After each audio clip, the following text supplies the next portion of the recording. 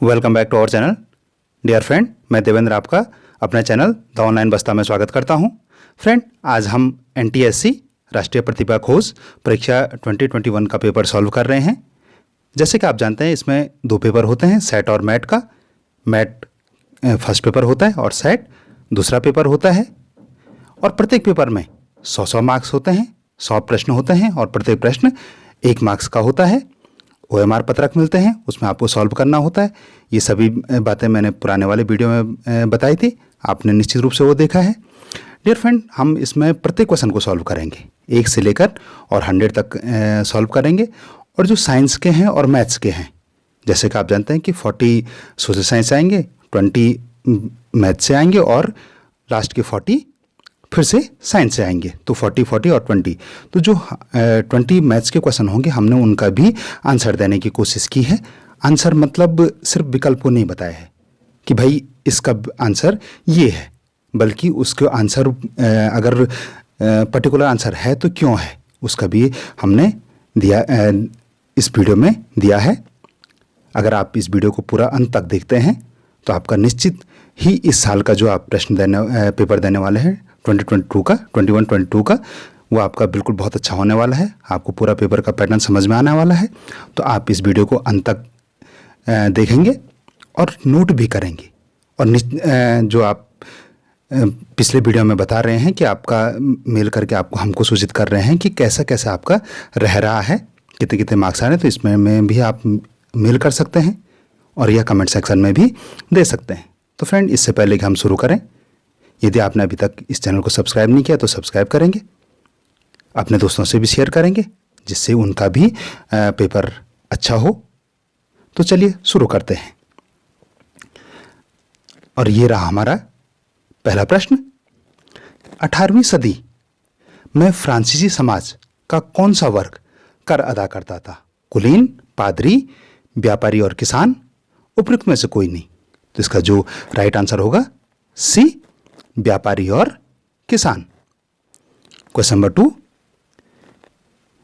New harmony के नाम से संयुक्त राज्य अमेरिका में किसने नए तरह के समुदाय की रचना का प्रयास किया है? Robert Owen, Louis Blanc, Karl Marx, Friedrich Engels. तो इसका जो 2 का जो राइट आंसर होगा ए, रॉबर्ट ओवेन ने।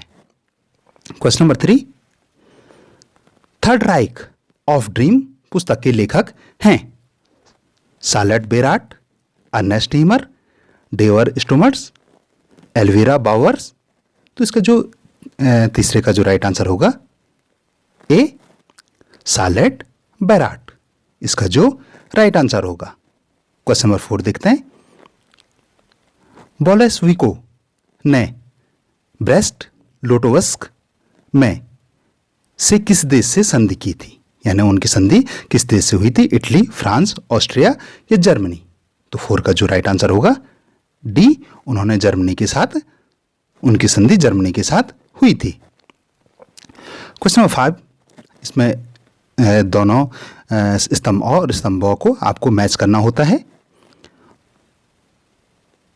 क्वेश्चन है, स्तंभों को स्तंभों से सुमेलित कर सही विकल्प चुनिए। स्तंभों और स्तंभों, वायसराय संधि, हिटलर जर्मनी का चांसलर बनता है, वाइमर गणराज्य की स्थापना, जर्मनी का पोलैंड पर आक्रमण, जनवरी 1933, सितंबर 1939, जून 1919, नवंबर 1918। तो इसका जो राइट आंसर होगा, इसको जरा मैं जूम आउट कर लेता हूं। तो इसका जो राइट आंसर होगा कि ए, वायसराय की संधि हुई थी जून 1919 में। वायसराय की संधि तब हुई थी। हिटलर जर्मनी का चांसलर बना था जनवरी 1933 को। वाइमर गणराज्य की स्थापना हुई थी नवंबर 18 को। और जर्मनी का पोलैंड पर आक्रमण हुआ था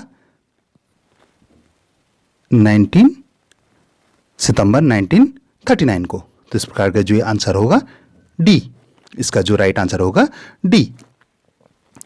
क्वेश्चन नंबर 6 देखते हैं। निम्नलिखित कथनों में से असत्य कथन छांटिए। भारत वन अधिनियम 1865 ईस्वी में लागू किया गया। भारतीय वन अधिनियम में 1878 ईस्वी व 1927 ईस्वी में संशोधन किया गया। 1878 वाले अधिनियम में जंगलों को 3 श्रेणियों में बांटा गया। गांव वाले जंगलों की 3 श्रेणियों में से अपने उपयोग के लिए लकड़ी ले सकते थे। तो इसका जो 6 का जो राइट आंसर होगा डी, ये असत्य है। क्वेश्चन नंबर 7, जंकर कौन थे? भूस्वामी, श्रमिक, व्यापारी या दस्तकार? तो 7 का जो राइट आंसर होगा ए, भूस्वामी। क्वेश्चन नंबर 8 है, वियतनाम कांगसांग देंग पार्टी की स्थापना किसने की? लियांग किचाओ ने, फान बोई चाओ ने, फान चू त्रिन ने, हो ची मिन ने? तो 8 का जो राइट आंसर होगा डी, हो ची मिन ने। क्वेश्चन नंबर 9, असहयोग कार्यक्रम को भारतीय राष्ट्रीय कांग्रेस के किस अधिवेशन में स्वीकृत किया गया? नागपुर 1920, अमृतसर 1919, अहमदाबाद 1921, गया 1922। तो 9 का जो राइट आंसर होगा ए, नागपुर अधिवेशन में, नागपुर 1920 अधिवेशन में स्वीकृत किया गया। क्वेश्चन नंबर 10 है,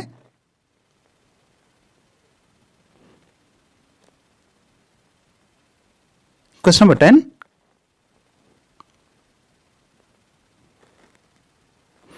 स्तंभ अ का स्तंभ ब से मिलान कर सही विकल्प चुनिए। जावर, टेंटेनमेंट, इक्विजेशन, धारावाहिक।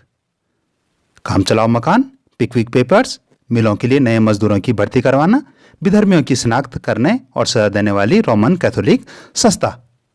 तो इसका जो राइट आंसर होगा 1 का होगा जावर। तो जावर थे मिलों में नए मजदूरों की भर्ती करवाना। टेंटेनमेंट है काम चलाओ मकान। इक्विजिशन विधर्मियों का ये, और 4th का होगा पिकविक पेपर्स। तो इसका डी सही होगा। तो क्वेश्चन नंबर 10 का राइट आंसर डी। लोकतंत्र में लोगों को विरोध करने की आजादी जरूरी है। लोग अपने शासकों का चुनाव या उसमें बदलाव नहीं कर सकते। लोगों को अपने विचार व्यक्त करने की आजादी नहीं होती। लोगों को संगठन बनाने की आजादी आवश्यक नहीं है। तो इसका जो राइट आंसर होगा 11 का ए, लोगों को विरोध करने की आजादी जरूरी है।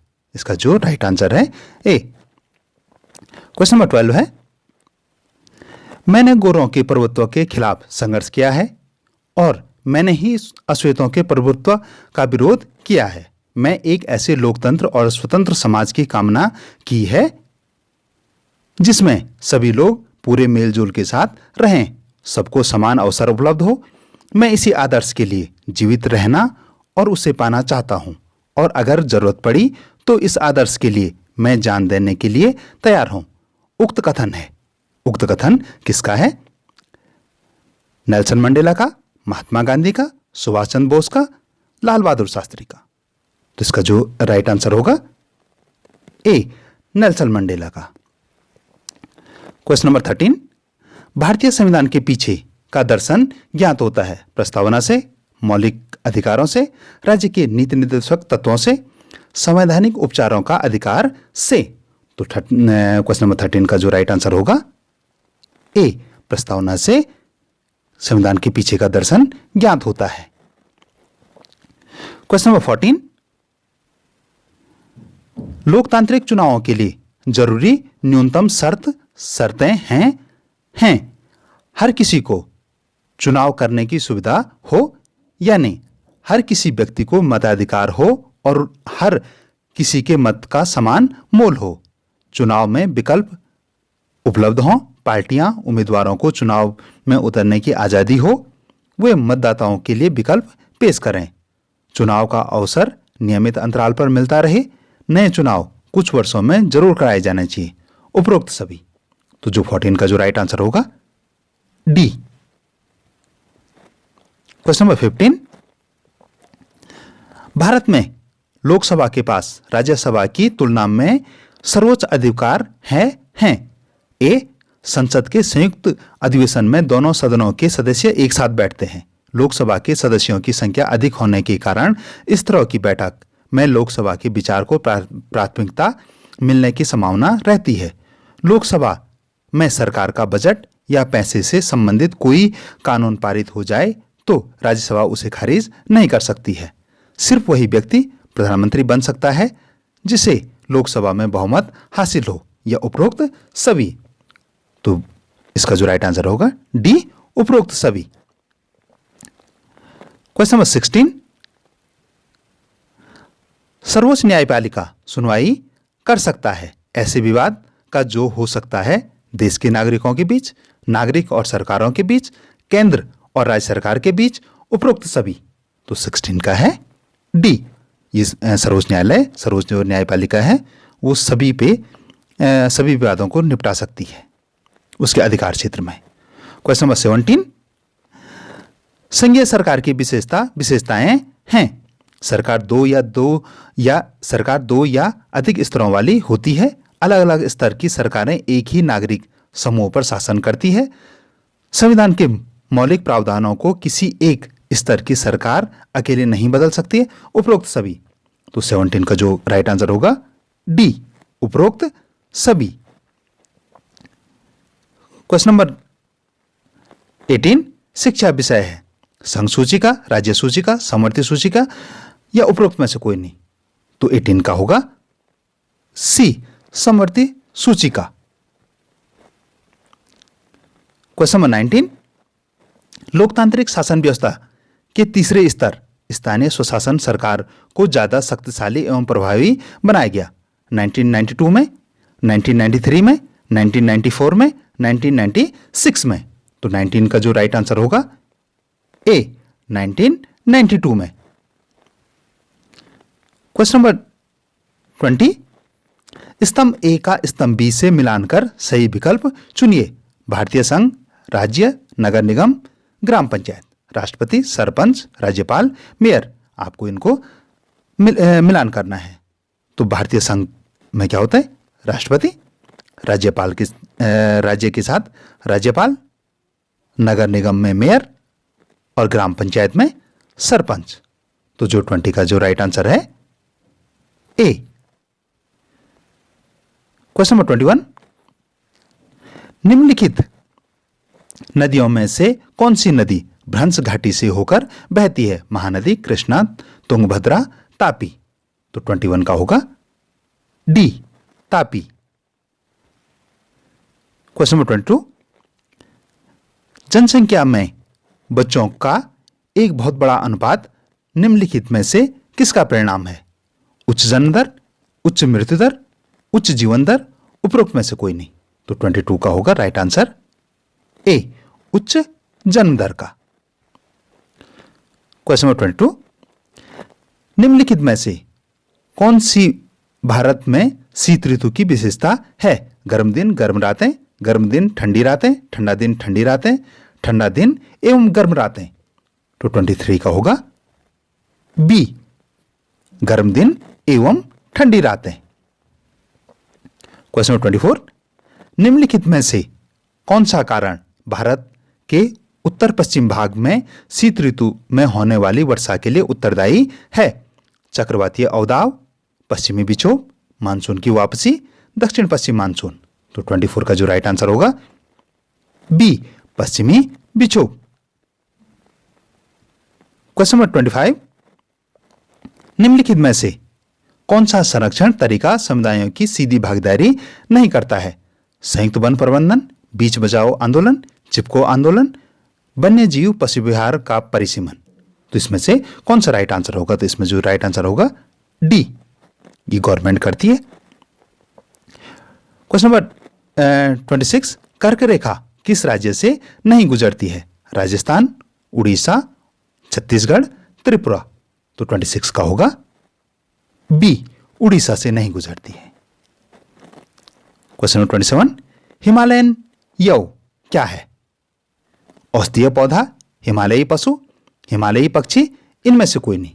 तो जो 27 का जो राइट आंसर होगा ए, औषधीय पौधा। क्वेश्चन नंबर 28, सर्वोत्तम प्रकार का लौह अयस्क कौन सा है? मैग्नेटाइट, हेमाटाइट, लिमोनाइट या सिडेराइट? तो 28 का जो राइट आंसर है ए, मैग्नेटाइट। इसमें सबसे ज्यादा कार्बन होता है। क्वेश्चन नंबर 29,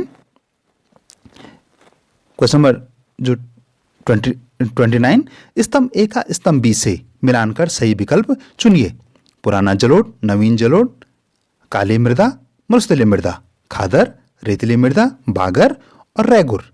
तो इसका जो राइट आंसर होगा ए का होगा सी, पुरानी जलोढ़ को बागर कहते हैं, नवीन जलोढ़ को खादर कहते हैं, काली मृदा को रैगुर कहते हैं और मरुस्थलीय मृदा को रेतीली मृदा कहते हैं। तो इस प्रकार जो राइट आंसर होगा सी, 29 का सी ये राइट आंसर होगा। क्वेश्चन नंबर 30, स्कूल भुवन पोर्टल छात्रों में उनकी भूमिका के बारे में जागरूकता लाने के लिए किस क्षेत्र में मानसिक आधारित शिक्षा प्रदान कर रहा है? देश के प्राकृतिक संसाधन, पर्यावरण और सतत विकास में, देश की शिक्षण संस्थाओं के विषय में, छात्रों को कैरियर संबंधी मार्गदर्शन देने में, उपरोक्त में से कोई नहीं। तो 30 का जो राइट आंसर है ए, देश के प्राकृतिक संसाधन, पर्यावरण और सतत विकास में इस क्षेत्र में वो कार्य कर रहे हैं। क्वेश्चन नंबर 31, बफर स्टॉक योजना का मुख्य उद्देश्य है फसल को कीटों से बचाना, मूल्य में उतार चढ़ाव को रोकना, कम उत्पादन के संकट को पूरा करना, बी व सी। तो 31 का जो राइट आंसर होगा डी, यानी मूल्य के उतार चढ़ाव को रोकना और कम उत्पादन के संकट को पूरा करने के लिए बफर स्टॉक योजना लाई गई। क्वेश्चन नंबर 32, अंत्योदय अन्न योजना और अन्नपूर्णा योजना किसके साथ जुड़ी हुई है? सार्वजनिक वितरण प्रणाली, मिड डे मील, विशेष पोषण कार्यक्रम, इनमें से कोई नहीं। तो 32 का जो राइट आंसर है ए, सार्वजनिक वितरण प्रणाली से। क्वेश्चन नंबर 33, भारत की खाद्य सुरक्षा योजना प्रणाली के प्रमुख 2 घटक हैं, बफर स्टॉक एवं सार्वजनिक वितरण प्रणाली, मध्याह्न भोजन योजना एवं अंत्योदय अन्न योजना, समेकित बाल विकास सेवाएं एवं काम के बदले अनाज कार्यक्रम, या उपरोक्त में से कोई नहीं। तो इसका जो राइट आंसर होगा ए, बफर स्टॉक एवं सार्वजनिक वितरण प्रणाली। इसका जो राइट आंसर ये होगा। मनरेगा का संबंध है ग्रामीण क्षेत्र में रोजगार सृजन से, शहरी क्षेत्र में रोजगार सृजन से, अल्पसंख्यकों के लिए रोजगार सृजन से, उपरोक्त सभी। तो मनरेगा का संबंध है ग्रामीण क्षेत्र में रोजगार सृजन से। क्वेश्चन नंबर 35, सार्वजनिक और निजी क्षेत्रों को किस आधार पर वर्गीकृत किया गया है? रोजगार की शर्तों, आर्थिक गतिविधियों की प्रवृत्ति, उद्यमों का स्वामित्व, कामगारों की संख्या। तो 35 का जो राइट आंसर होगा सी, उद्यमों के स्वामित्व के आधार पर सार्वजनिक और निजी क्षेत्रों को वर्गीकृत किया जाता है। क्वेश्चन नंबर 36, कौन सी संगठित क्षेत्र की विशेषता नहीं है? पेंशन की सुविधा, सवेतन अवकाश की सुविधा, चिकित्सीय लाभ के हकदार, असुरक्षित रोजगार। तो 36 का जो राइट आंसर होगा डी। क्वेश्चन नंबर 37, विश्व के देशों में बहुराष्ट्रीय कंपनियों द्वारा निवेश का सबसे अधिक सामान्य मार्ग है स्थानीय कंपनियों को खरीद लेना, नए कारखानों की स्थापना करना, स्थानीय कंपनियों से साझेदारी करना, उपरोक्त में से कोई नहीं। तो इसका जो राइट आंसर होगा ए, स्थानीय कंपनियों को खरीद लेना। सबसे आसान काम है उनके लिए, उनके पास पैसा होता है कि यहाँ की कंपनियां खरीद ली और यहाँ इन्वेस्टमेंट हो गया उनका।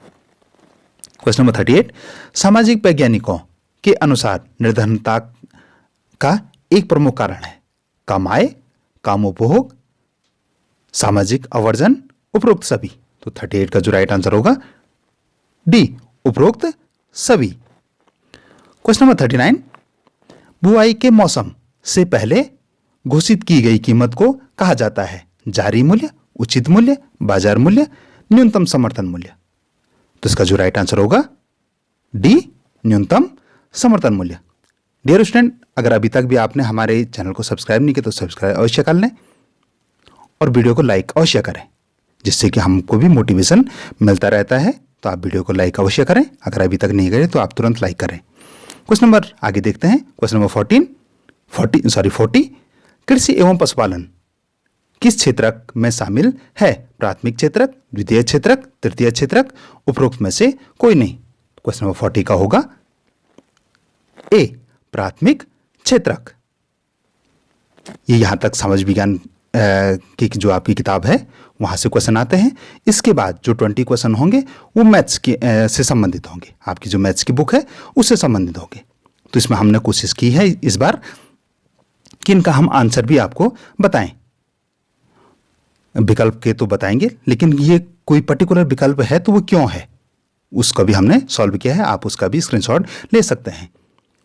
क्वेश्चन नंबर 41, संख्या 4 1/8 का दशमलव प्रसार किस प्रकार का होगा? अशांत पुनरावृत्ति, शांत, शांत अनावृत्ति, निम्न उपरोक्त में से कोई नहीं। तो 41 का जो राइट आंसर होगा बी, शांत। अब शांत कैसे होगा ये आप देखेंगे इधर। ये हमने सॉल्व करने का प्रयास किया है। तो आप इसका राइट आंसर लेंगे और किस प्रकार से वो शांत है आपने ले लिया होगा। तो हम नेक्स्ट क्वेश्चन देखते हैं। क्वेश्चन नंबर 42, निम्नलिखित यदि साइन x = 3/5 cos y 12/13 तो tan x + tan y का मान होगा। तो इसमें से कौन सा विकल्प होगा? तो 42 का जो राइट आंसर होगा 7/6। अब 7/6 कैसे होगा? तो इसका जो हमने आंसर दिया है इस प्रकार से, अगर आपको दिखने है तो आप इसको थोड़ा सा जूम कर सकते हैं और आप इसका स्क्रीनशॉट ले लेंगे। अगर नोट किया है तो हम आगे बढ़ते हैं कि कैसे करके लास्ट में 3 जो ये आया तो ये लास्ट में कैसे आया। तो ये सारी प्रोसेस हमने आपको दे रखी। एक्चुअली में अगर हम उसको अभी करते तो बहुत ज़्यादा वीडियो ने बहुत लंबा हो जाना था। क्वेश्चन नंबर 43 देखते हैं। 20 और 30 के मध्य अभाज्य संख्याओं का माध्य है। ये जो प्राइम नंबर का जो मीन है वो क्या होगा? 21, 26, 25 या 27। तो 43 का जो राइट आंसर है बी, 26। अब 26 कैसे हुआ? तो आप ये सॉल्व है, आप देख सकते हैं कि कैसे करके लास्ट में आंसर 26 आया। आप इसका स्क्रीनशॉट लेके अपनी कॉपी में एक बार प्रैक्टिस जरूर अवश्य कर लें। अगर इसी प्रकार के क्वेश्चन आए तो आपको आसानी रही तब।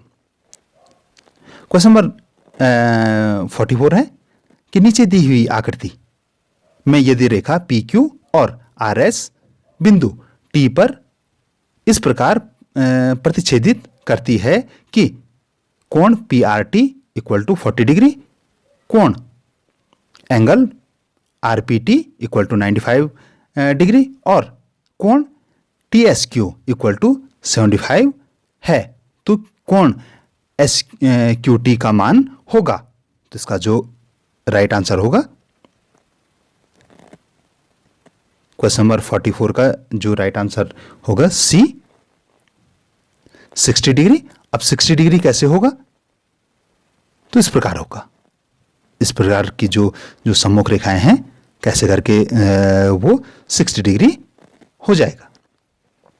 क्वेश्चन नंबर 45 देखते हैं। दिए गए चित्र में AM परपेंडिकुलर BC और AN कोण A का अर्धक है यदि कोण B या एंगल B = 65 डिग्री और एंगल C = 33 डिग्री है तो एंगल MEN का मान होगा। तो 45 का जो राइट आंसर होगा C, 16 डिग्री। अब 16 डिग्री कैसे होगा? आप ये सॉल्व है। आप इसको देख सकते हैं कि लास्ट में 16 डिग्री कैसे आया। तो आप इसका स्क्रीनशॉट लेके एक बार प्रैक्टिस अवश्य करें। क्वेश्चन नंबर 46 है, दिए गए चित्र में A B equal to A C तथा D B equal to D C है, तो angle A B D ratio angle A C D होगा। तो उनका रेशियो कैसे होगा? तो 46 का जो राइट आंसर होगा बी 1/1। तो 1/1 कैसे आया? इसका जो राइट आंसर होगा 1/1, ये सिंपली है। तो इसका जो राइट आंसर होगा 1/1। क्वेश्चन नंबर 47 देखते हैं, एक समद्विबाहु त्रिभुज में यदि शीर्ष कोण की माप आधार कोणों के योग के दुगने के बराबर है तो शीर्ष कोण का मान होगा। तो कितना होगा? 120 डिग्री। क्वेश्चन नंबर 48, यदि दिए गए चित्र में एक वृत्त की त्रिज्या 10 सेमी है के एक चतुर्थांश के अंतर्वृत्त में एक आयत OCDE खींचा गया है। यदि OE इक्वल टू 2√5 सेंटीमीटर हो तो आयत का क्षेत्रफल होगा। तो आयत का क्षेत्रफल क्या होगा? तो इसका जो राइट आंसर होगा बी।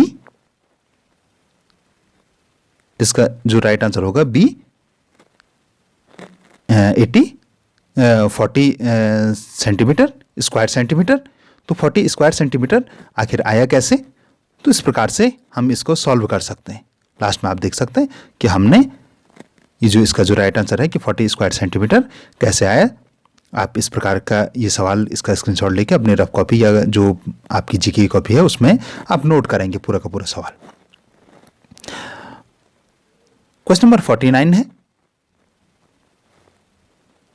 6 सेमी त्रिज्या के एक वृत्त के केंद्र से 4 सेमी दूरी पर स्थित जीवा की लंबाई होगी 4√5 सेंटीमीटर, 3√5 सेंटीमीटर, 2√5 सेंटीमीटर, 5√5 सेंटीमीटर। तो 49 का जो राइट आंसर होगा ए 4√5 सेंटीमीटर। तो ये कैसे होगा? तो ये ऐसे होगा। ये इसका आंसर है कि कैसे करके निकला, आप अवश्य देख लेंगे। क्वेश्चन नंबर 50 है, एक शंकु की त्रिज्या और त्रियक ऊंचाई का अनुपात 4:7 है। यदि शंकु का वक्र पृष्ठीय क्षेत्रफल 792 स्क्वायर सेंटीमीटर हो तो त्रिज्या होगी 12 सेंटीमीटर, 4 सेंटीमीटर, 9 सेंटीमीटर या 7 सेंटीमीटर। तो 50 का जो राइट आंसर होगा ए 12 सेंटीमीटर। अब देखते हैं 12 सेंटीमीटर कैसे होगा। ये सवाल है और लास्ट में आंसर 12 सेंटीमीटर है। तो आप इसको सॉल्व करेंगे पूरे फॉर्मूले लगा के।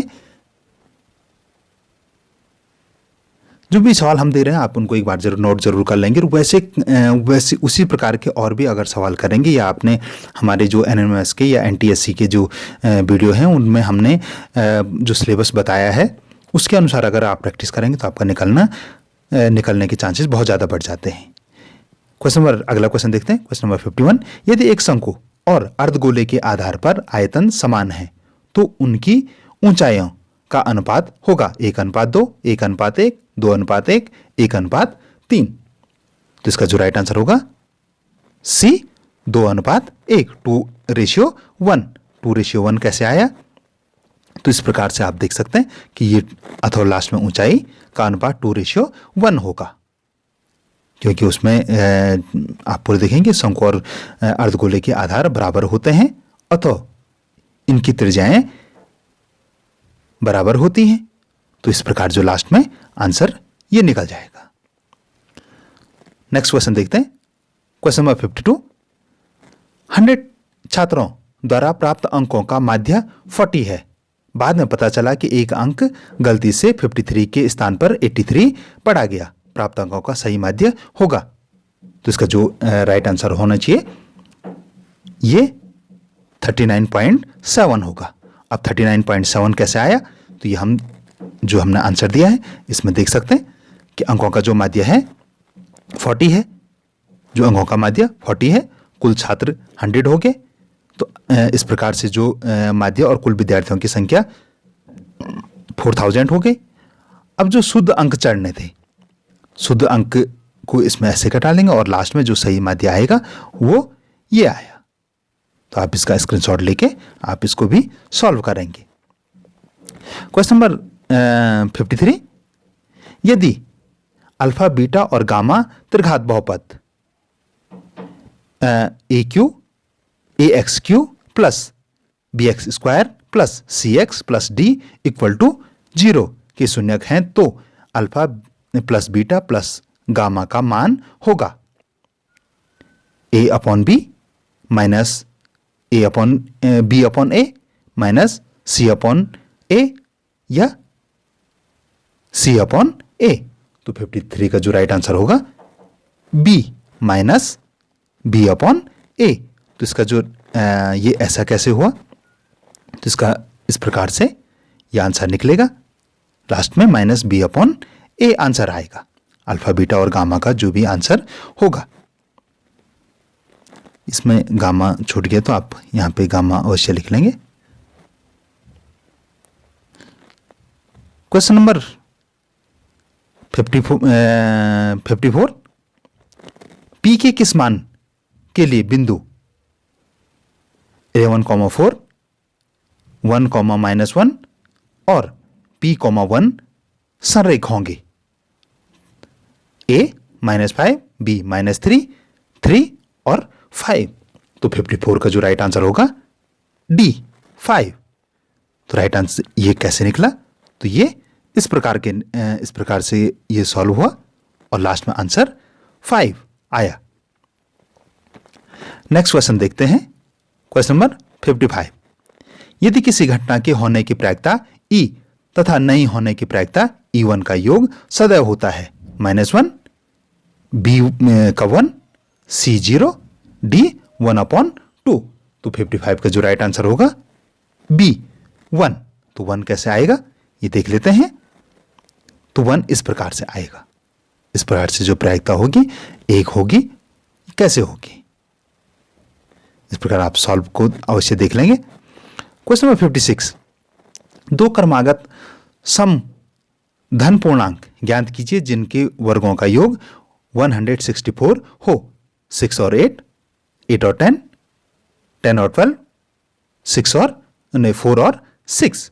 तो 56 का जो राइट आंसर होगा बी 8 और 10। अब 8 और 10 कैसे आया, तो हमने उसका भी सॉल्व दे रखा है। तो इस प्रकार ये देख सकते हैं आप कि लास्ट में आप पूरा सवाल देख लेंगे, हमने सॉल्व कर रखा है और लास्ट में देखेंगे अतः दो क्रमागत धनात्मक समपूर्णांक 8 और 10 है। तो किस प्रकार से हैं तो ये आप देख लेंगे। क्वेश्चन नंबर 57, माना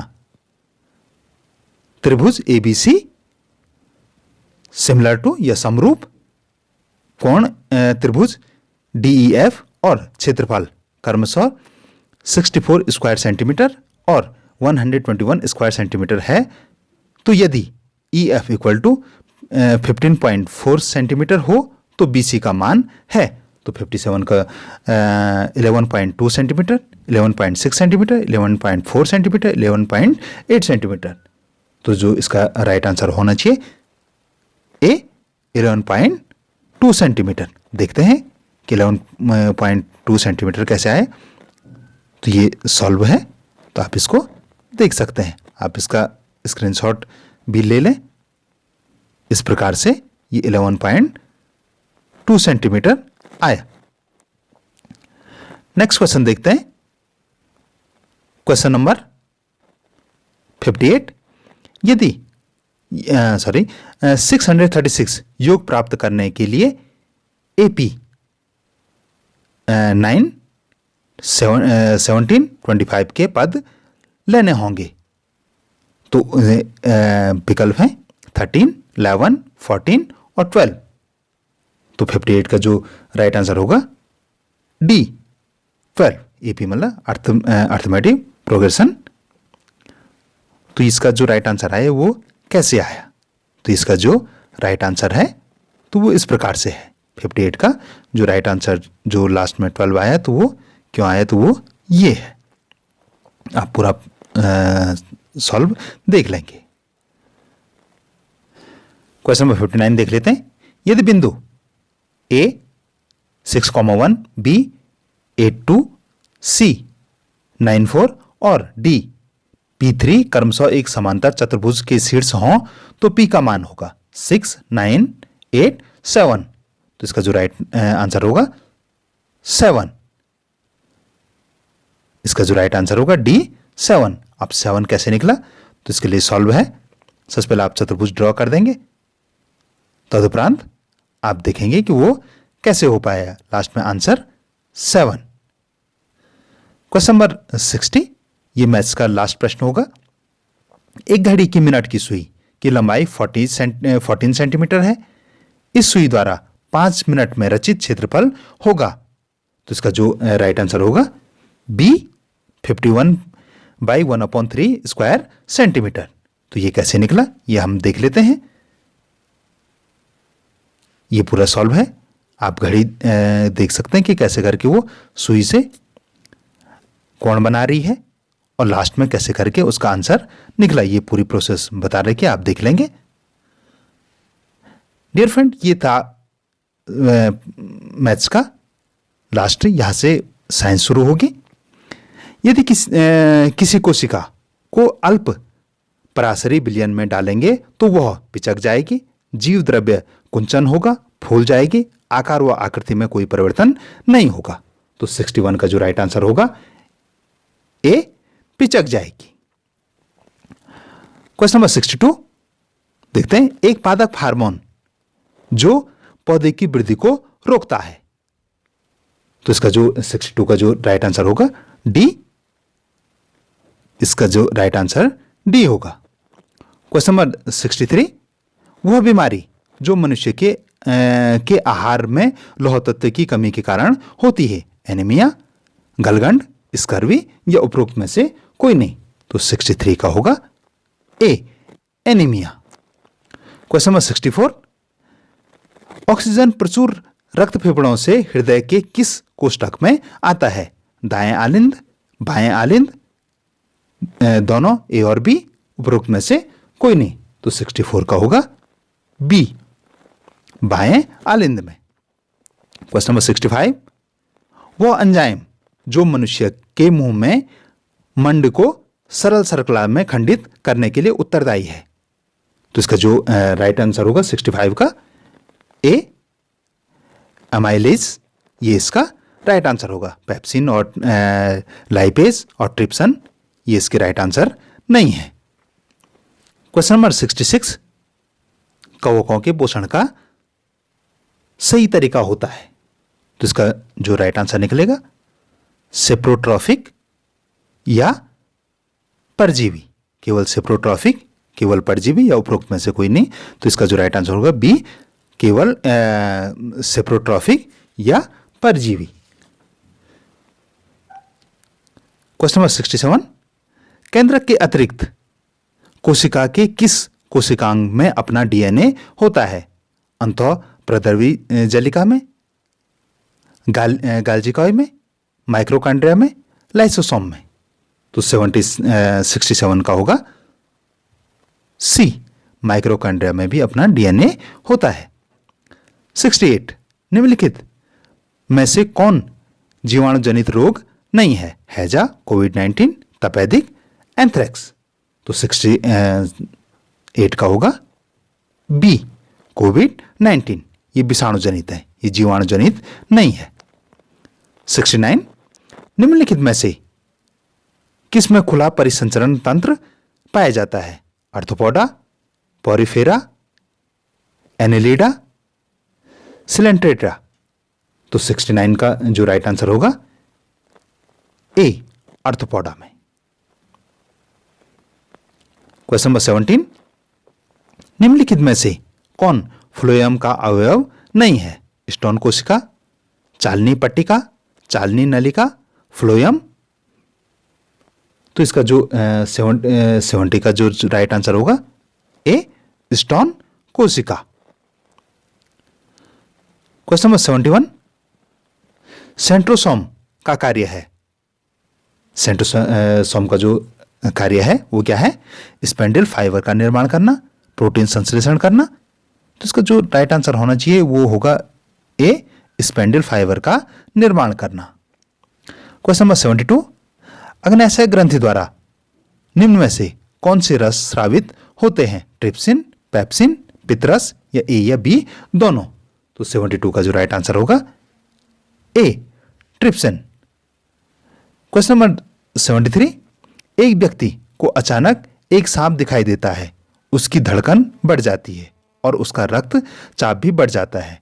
उस समय उसके शरीर में कौन सा हार्मोन विमुक्त हो रहा है? तो इसका जो 73 का जो राइट आंसर होगा बी, एड्रीनेलिन।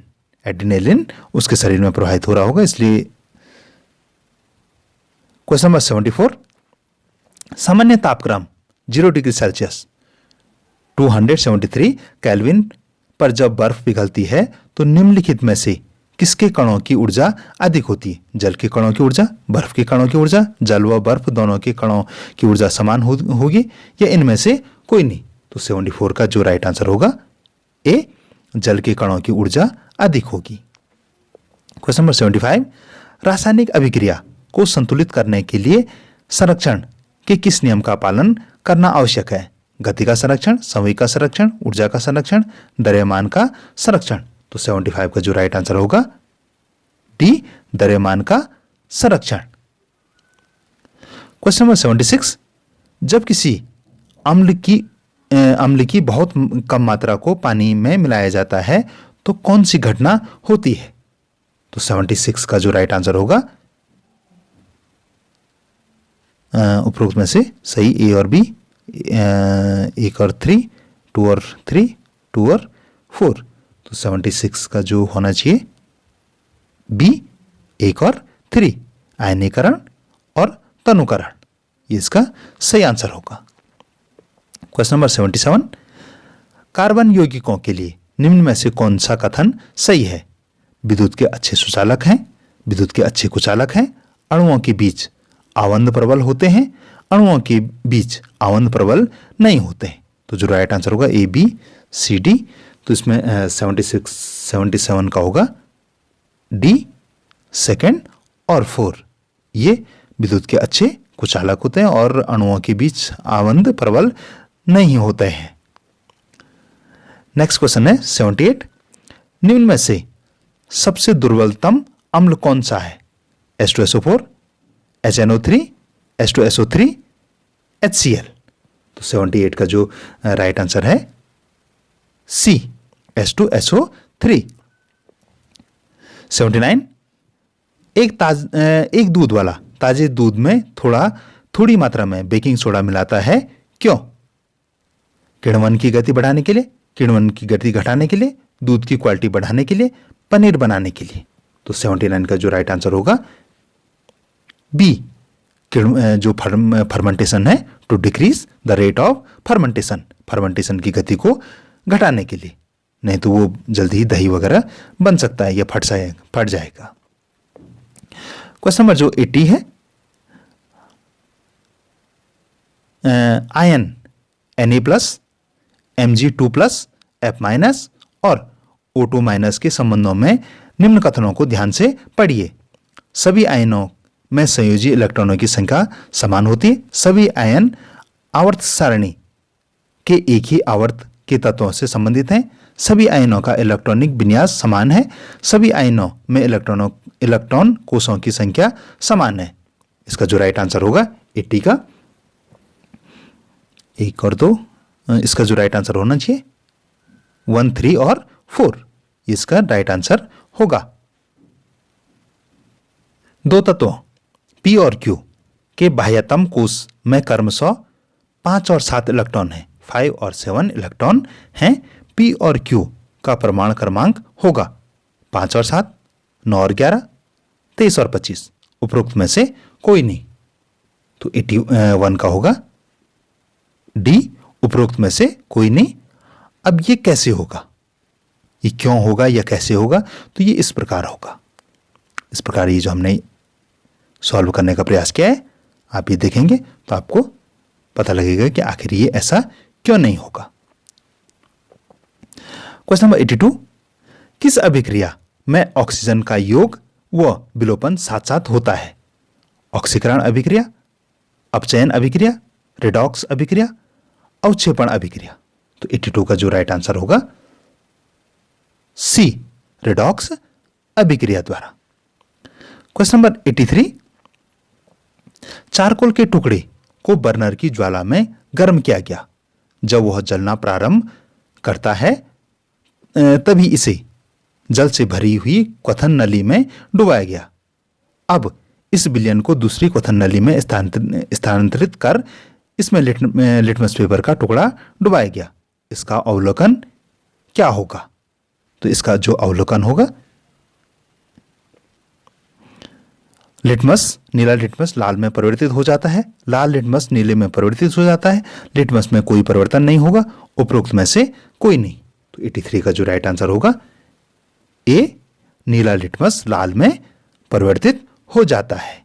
आखिर क्यों होता है ये देख लेंगे हम कि कैसे करके जो सारी प्रक्रिया होगी, अभिक्रियाएं होंगी, वो ऐसे होगी और लास्ट में लिटमस को लाल कर देगा।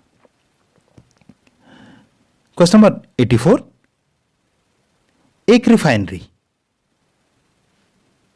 रिफाइनरी में पेट्रोलियम प्रभाजी आसवन जो सेपरेट करने के लिए होता है, प्रभाजी आसवन विधि द्वारा विभिन्न घटकों में अलग किया जाता है।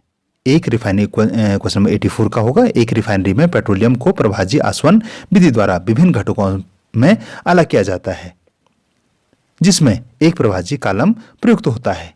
इस प्रक्रिया के संबंध में निम्न में से कौन सा कथन सही नहीं है?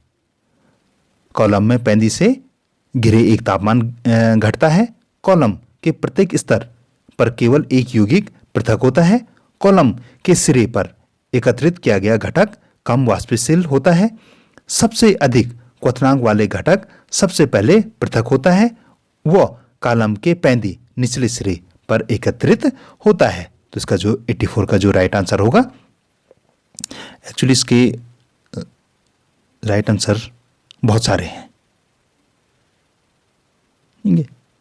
84 के जो राइट आंसर हैं वो एक्चुअली आप देखेंगे तो सेकंड भी सही नहीं है, थर्ड भी सही नहीं है, फोर्थ भी सही नहीं है। तो इसके जो थर्ड फोर्थ हैं, सेकंड, थर्ड और फोर्थ सही नहीं है। तो इसमें पिछली बार बोनस दिया गया था इसमें, ठीक है, क्योंकि इसमें एक से ज़्यादा आंसर गलत है। क्वेश्चन नंबर 85, निम्न में कौन सा समूह मीथेन के सभी संभव दहन उत्पादों को दर्शाता है? सी, CO2, CO और H2O, सी, CO और H2, CO2, CO, H2 और जल, CO और जल। तो 85 का जो राइट आंसर होगा ए, C2, नहीं सॉरी सी, CO2, CO और H2O, ये इसका राइट आंसर होगा। क्वेश्चन नंबर 86 देख लेते हैं। एक धातु से बनी हुई पत्तियों को पृथक सिल्वर नाइट्रेट और जिंक नाइट्रेट के विलयन में डुबाया गया। दोनों पत्तियों में एक भूरे रंग का जमाव पाया गया। एक्स धातु होगी, यानी वो धातु कौन सी होगी? अगर जो एक धातु जो एक्स थी, एक धातु एक्स की बनी हुई पत्तियों को पृथक सिल्वर नाइट्रेट और जिंक नाइट्रेट के विलयन में डुबाया गया, दोनों पत्तियों में एक भूरे रंग का जमाव पाया गया, धातु एक्स होगी। आखिर वो धातु एक्स थी क्या? तो ये होगा Cu, Mg, Pb, Fe। तो इसका जो राइट आंसर होगा B, Mg। Question number 87, column A में विभिन्न परीक्षणों के दौरान निकलने वाली गैसें दी गई है। कॉलम बी में उन गैसों के गुण दिए गए हैं। कॉलम ए को कॉलम बी से मिलाइए और सही विकल्प का चयन कीजिए। तो इसमें आपको जो राइट आंसर देखने, एक्चुअली इसको मैं थोड़ा और जूम आउट कर लेता हूं। अब थोड़ा ठीक है। Chlorine, hydrogen, sulphur dioxide, nitrogen oxide. तो रंगहीन और गंधहीन पॉप ध्वनि के साथ जलती। घुटनयुक्त गंध अम्लीय पोटेशियम डाइक्रोमेट विलयन को हरे रंग में परिवर्तित कर देती है। रंगहीन लेड एसिडेट्स युक्त पेपर को काला कर देती है। हरा पीला रंग नम स्टॉर्च आयनेट पेपर को नीला कर देती है। तो इसका जो राइट आंसर होगा क्वेश्चन नंबर 87 का सी होना चाहिए इसका। ये सी इसका राइट आंसर होगा। तो ए का क्या हो जाएगा? डी। सेकंड का ए, थर्ड का बी और लास्ट में फोर्थ का सी। तो इसका इस प्रकार से सी वाला इसका राइट आंसर होगा। Question number 88। एक लड़का ये थोड़ा सा मैं नीचे कर लेता हूं। एक लड़का 30 मीटर त्रिज्या के वृत्तीय पथ के 3/4वें भाग को 10 सेकंड में पूरा करता है। तो चाल तथा वेग के परिणाम हैं। ये इस क्वेश्चन का हम पूरा सॉल्व बताएंगे आपको। इसका जो राइट आंसर होगा बी। लेकिन अगर बी वाला हुआ तो हुआ क्यों, ये हम इसमें पूरी ये विधि है, आप यहां देख सकते हैं कि कैसे करके ये सॉल्व होगा और लास्ट में कैसे करके आंसर निकला। Question number 88। एक लड़का, ये 88 एक्चुअली हो गया। 89। दो वस्तुओं के द्रव्यमान 1:1:2 के अनुपात में है। दो वस्तुओं के द्रव्यमान 1:2 के अनुपात में है। यदि उन पर कार्य करने वाले बल 2:1 के अनुपात में हों तो उनके त्वरण का अनुपात है 1:1, 1:2, 2:1 या 4:1। तो 89 का आंसर होगा डी, 4:1। इसका जो राइट आंसर होगा 4:1। दिए गए ग्राफ में 1500 मीटर पर सेकंड वेग से गतिमान किसी विक्षोभ का विस्थापन समय संबंध दर्शाया गया है। तो इस विक्षोभ की तरंग दैर्ध्य होगी, इसका 90 का जो राइट आंसर होगा ए, 3 × 10⁻³ मीटर। तो इसका जो राइट आंसर होगा ए होगा। Question number 91। समान लंबाई व समान परिच्छेद क्षेत्रफल के दो तार जिनकी प्रतिरोधकताएं ρ1 और ρ2 हैं, तो श्रेणी क्रम में जुड़े हैं। संयोग की तुल्य प्रतिरोधकता है ρ1 + ρ2 1/(ρ1 + ρ2 √ρ1 ρ2 2(ρ1 ρ2)। तो 91 का जो राइट आंसर होगा b, 1/2 (ρ1 ρ2 + ρ2). Question number 92। 20 metre per second की दर से गतिमान 150 ग्राम द्रव्यमान की क्रिकेट की एक गेंद को एक खिलाड़ी लपकता है। यदि लपकने की प्रक्रिया 0.1 सेकंड में पूर्ण होती है तो खिलाड़ी के हाथ पर गेंद द्वारा लगे आघात का बल है 3 न्यूटन, 30 न्यूटन, 300 न्यूटन, 150 न्यूटन। तो 92 का जो राइट आंसर होगा बी, 30 न्यूटन। 1 माइक्रोग्राम द्रव्य को पूर्णतः ऊर्जा में बदलने पर उत्पन्न ऊर्जा होगी 9 × 10⁻14 या 9 × 10⁻10 जूल, 9 × 10⁻7, 9 × 10⁻4 जूल। तो इसका जो 93 का जो राइट आंसर होगा सी, 9 × 10⁻7 जूल। तो ये इसका राइट आंसर होगा। Question number 94।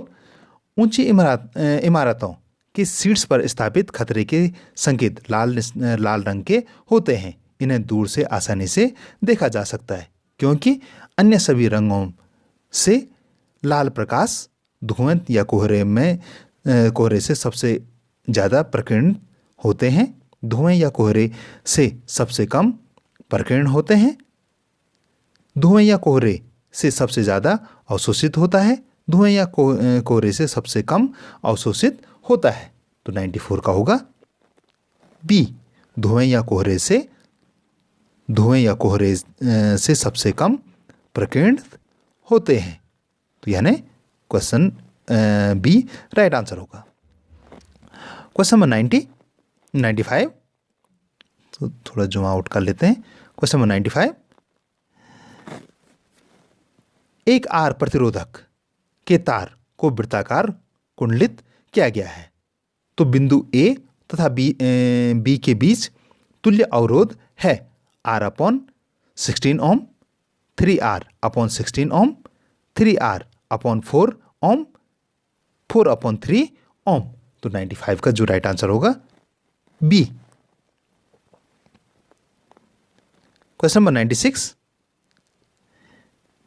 क्वेश्चन नंबर 96, कोई अवतल दर्पण जिसकी फोकस दूरी 10 सेंटीमीटर है किसी बिंब का दोगुना आवर्धित यानी बड़ा प्रतिबिंब बनता है, तो बिंब की दर्पण के ध्रुव से दूरी है -5 सेंटीमीटर, -15 सेंटीमीटर, -10 सेंटीमीटर, ए तथा बी।